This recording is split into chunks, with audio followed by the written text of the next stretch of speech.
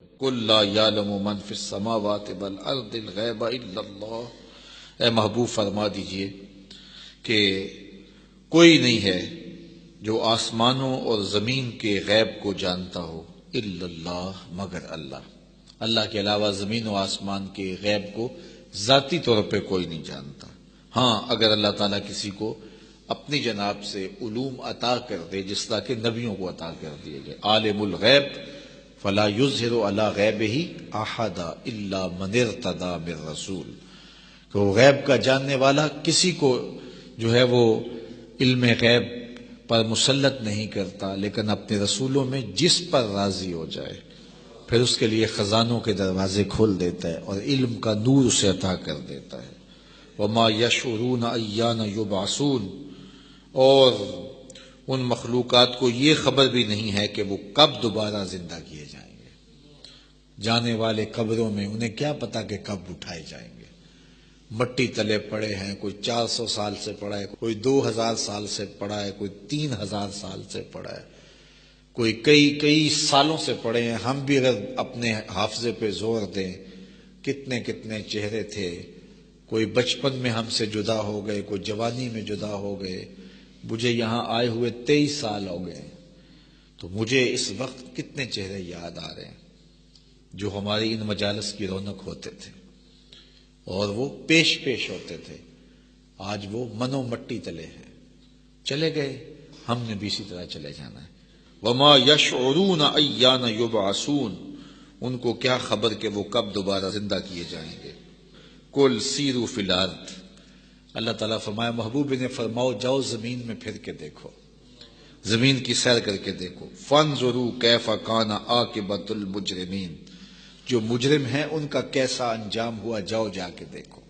قوم عاد کی بستیاں دیکھو، قوم سمود کی بستیاں دیکھو، اصحاب رس کی بستیاں دیکھو، تم جا کے شہر مدین جا کے دیکھو، قوم لوط کی بستیاں دیکھو، اجڑے ہوئے دیار دیکھو، وہ گھر دیکھو، وہ محل دیکھو، وہ جن کا طوطی بولتا تھا آج ان کے اجڑے ہوئے گھر دیکھو، وہ تہذیبوں کے مرکز جو سمجھے جاتے تھے آج وہاں خستہ حالیاں ہیں۔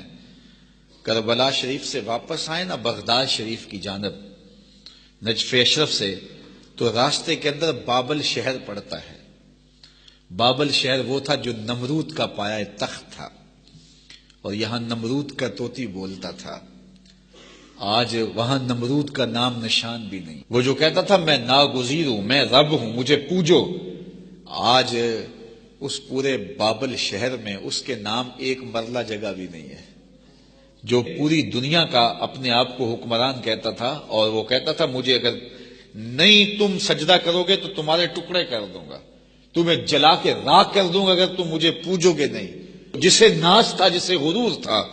اللہ اکبر، اللہ فرماتا ہے قل سیروا فی الارض، جاؤ زمین کی سیر کرو۔ فانظروا کیف کان عاقبۃ المجرمین، اور پھر تم دیکھو کہ کیسے مجرموں کے ساتھ ان کا انجام کیسے ہوا۔ تو ان آیات کے اندر اللہ تعالیٰ جل شانہ نے پہلے انبیاء کا ذکر کیا، پہلے 4 رکوعوں کے اندر مسلسل، اور پھر ان پاک باز نبیوں کی دعوت عظیمت کو بیان کرنے کے بعد پھر اللہ تعالیٰ توحید کے دلائل دیے۔ آسمان کو دیکھو، زمین کو دیکھو، اگنے والے درخت دیکھو، یہ پہاڑ دیکھو، یہ دریا دیکھو، پھوٹتے چشمے دیکھو، یہ دریاؤں کے اندر چلتی ہوئی پانی کی روئیں دیکھو، پھر کڑوا میٹھا، میٹھا کڑوا نہیں ہوتا، اس منظر کو دیکھو، اور پھر یہ سارے مناظر دیکھ کے زمین پہ چل پھر کے دیکھو ہم نے کفار کا اور مفسدوں کا، حکموں کو توڑنے والوں کا کیسا انجام کیا، اور تم قبروں سے دوبارہ اٹھائے جاؤ گے اور تم سے پوچھا جائے گا۔ آج موقع ہے، زندگی ہے، مہلت ہے، اس موقع سے، زندگی سے، اس مہلت سے فائدہ حاصل کر لو اور اپنی آخرت کے لیے تیاری کر لو۔ رب پکار کے کہہ رہا ہے کہ پھر دوبارہ تمہیں مہلت نہیں ملے گی، پھر پچھتاؤ گے، پھر پچھتانے کا کچھ فائدہ نہیں ہوگا۔ وقت پر کافی ہے ایک قطرہ بھی آب خوش ہنگام کا، جل گیا جب کھیت برسا نہیں تو پھر کس کام کا۔